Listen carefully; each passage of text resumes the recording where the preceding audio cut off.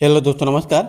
आज हम बात करेंगे इंडिया की एक ज़बरदस्त मोनोपोली कंपनी CDSL मतलब सेंट्रल डिपॉजिटरी सर्विस लिमिटेड के बारे में कि क्यों ये स्टॉक अपने ऑल टाइम हाई से 35% तक टूट चुका है।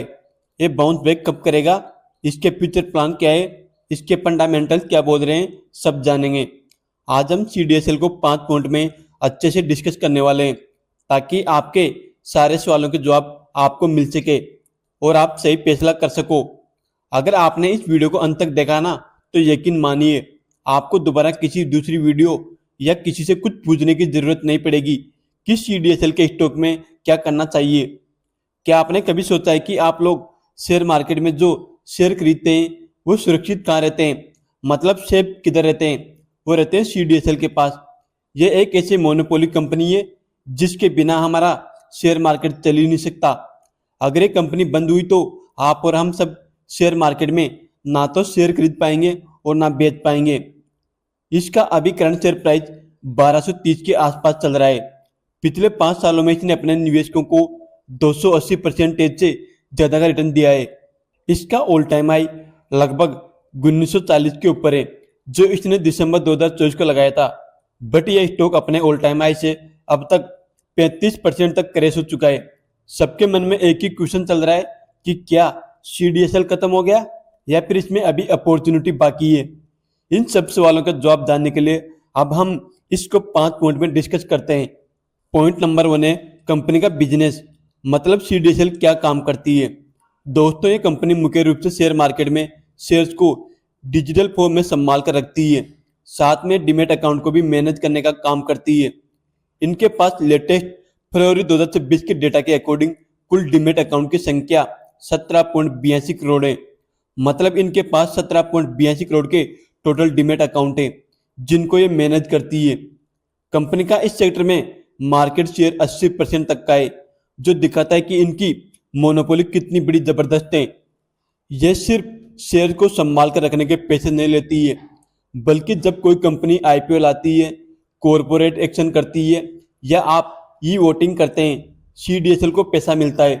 सिंपल भाषा में बोले तो जब तक इंडिया में लोग शेयर मार्केट में इन्वेस्ट करते रहेंगे, CDSL की दुकान मतलब बिजनेस चलता रहेगा।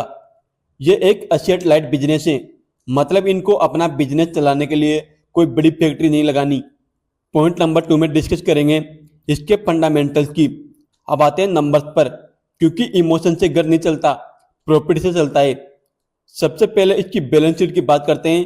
कंपनी के पास सितंबर 2025 तक 1534 करोड़ के रिजर्व है और टोटल कर्जा सिर्फ केवल 2 करोड़ का है, जो कि एक तरह से कर्ज मुक्त कंपनी है।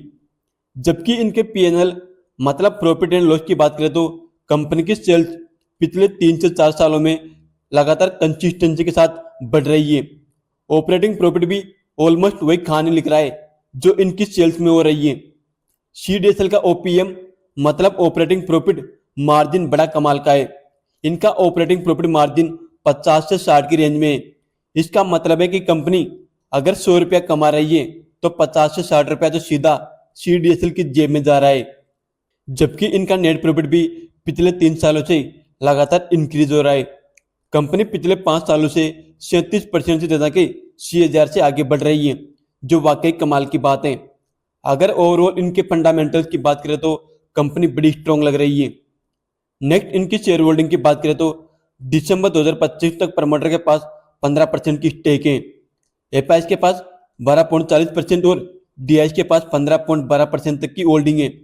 जबकि पब्लिक इस कंपनी में सबसे ज्यादा 57.49% की होल्डिंग लेकर बैठी है। देन पॉइंट नंबर 3 की तरफ बढ़ने से पहले अगर आप सभी को वीडियो इन्फॉर्मेटिव लग रही हो तो लाइक का बटन दबा दीजिए। प्लस उसी के साथ अगर आप चाहो तो चैनल को भी सब्सक्राइब करके रख सकते हो। पॉइंट नंबर 3 में डिस्कस करेंगे कि इसमें अपने ऑल टाइम हाई से 35% की गिरावट क्यों हुई है।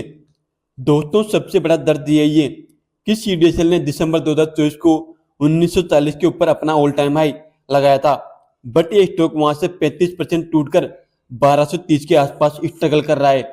इसमें गिरावट के कुछ मुख्य पॉइंट हैं। पहला पॉइंट है वैल्यूएशन। जब इस स्टॉक ने अपना ऑल टाइम हाई 1940 के ऊपर दिसंबर 2024 में लगाया था, तब इसका P रेशियो 75 को भी पार कर गया था। उस टाइम यह स्टॉक बहुत ज्यादा महंगा हो गया था।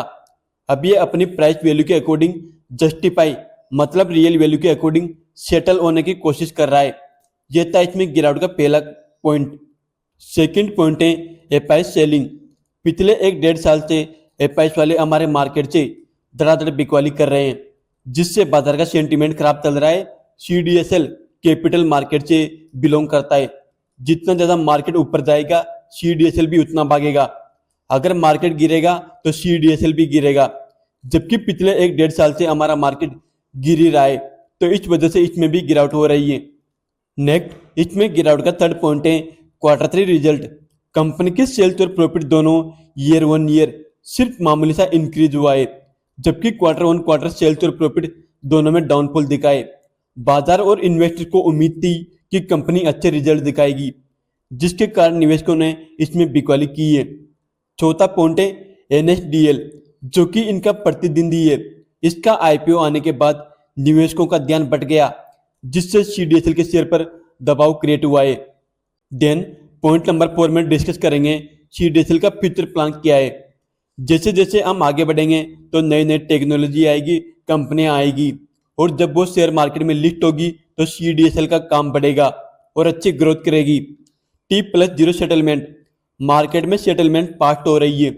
सीडीएसएल सेबी के सहयोग से T+0 सेटलमेंट का काम कर रही है, जिसका मतलब होता है आप जिस दिन शेयर मार्केट में शेयर बेचेंगे आपके अकाउंट में पैसे भी उसी दिन क्रेडिट कर दिए जाएंगे, जिससे कंपनी की पीच बढ़ेगी। कई एक्सपर्ट का मानना है कि 2030 तक इंडिया में 25 करोड़ तक के टोटल डीमैट अकाउंट हो सकते हैं। जबकि यह रफ्तार तेज रहती है तो शेयरखान के अनुसार खातों की संख्या सीडीएसएल और एनएसडीएल को मिला के कुल 76 करोड़ से भी ऊपर हो सकती है।